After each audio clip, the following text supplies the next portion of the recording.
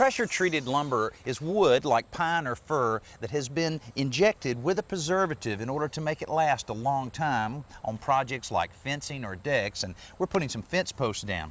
Well, in this case, when you're cutting a large piece of timber like this, the pressure-treated chemicals don't usually soak all the way to the center of the lumber, which is where you need the protection the most, especially when it's going to be buried in the ground like this one.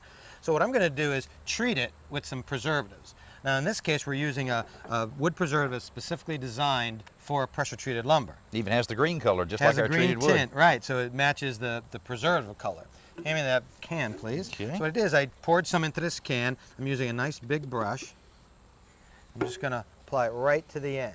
Now you notice because this is end grain, it's like a sponge. It really soaks it up, so you can't put too much preservative. You want to just let it soak right in. Now, Joe, I guess you could actually take the post and dip it right down into the material itself. Yeah, actually, Danny, that's the best way to do it. If you had time, you take the post, cut it, and stand it up in a big bucket and leave it overnight and let it just soak up as much preservative as it can. And I guess knowing these are fence posts wouldn't be a bad idea to coat the outside at least as deep as it'll go into the ground. Right.